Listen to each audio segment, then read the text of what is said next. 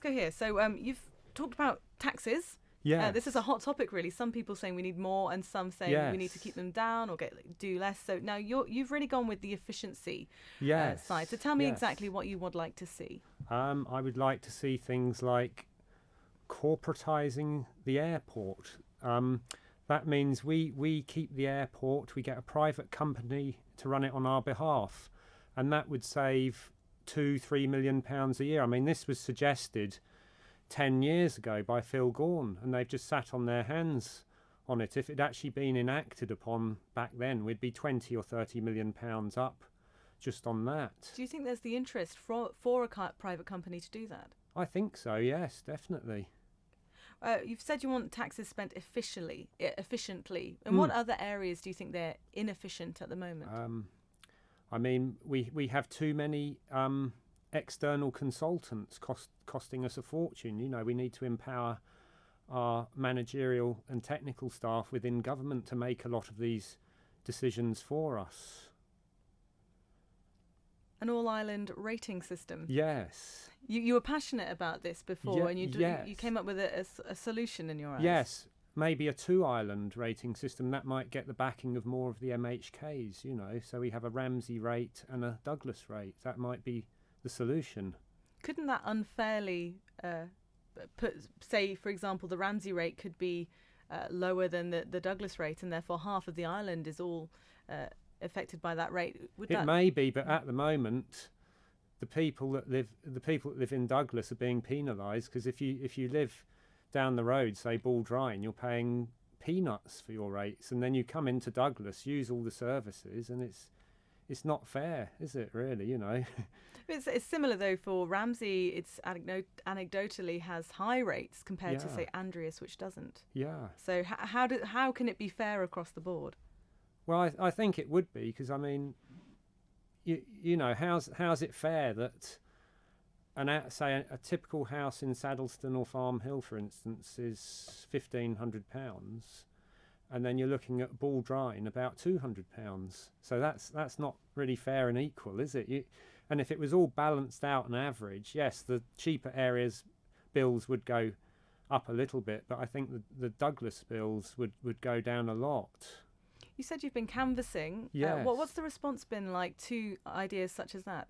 They're very responsive to it. I think a lot of the people in Douglas South think they're paying too much already, and they're worried that the rates will go even higher if we adopt a UK-style banding system, you know. Yeah.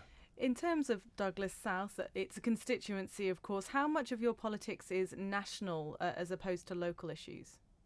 A lot of it's national, but there's a good bit of local issues in there too. You know, we still haven't sorted out the flooding in Hills Meadow properly yet, and there's speeding issues in Douglas South too. You know. How would you tackle speed issues?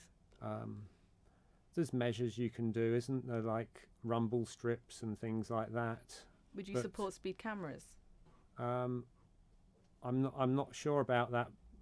Possibly with accident black spots, but not routinely everywhere, you know.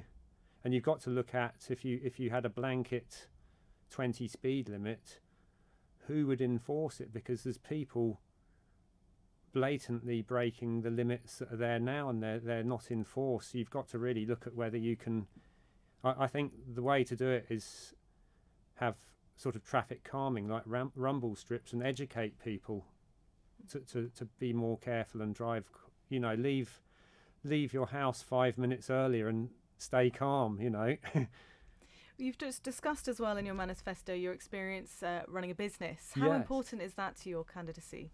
Well, I think it is, because if you run your own business, you know the value of money. You know you're going to go in there and you're going to want to run the country like you run a business. You're going to want it to prosper. Whereas a lot in government, they just sort of spend.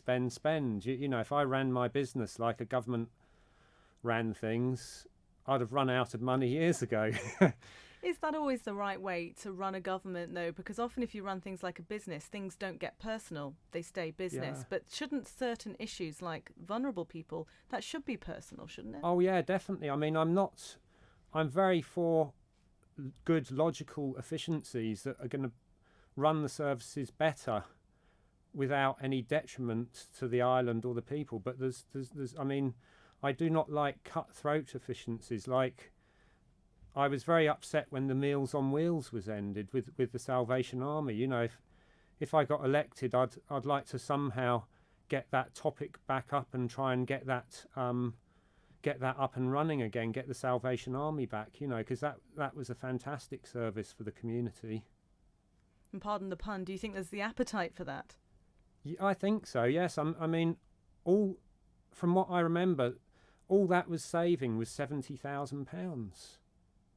You know, it was a very, very small saving for a really draconian measure, and it shouldn't have happened, you know.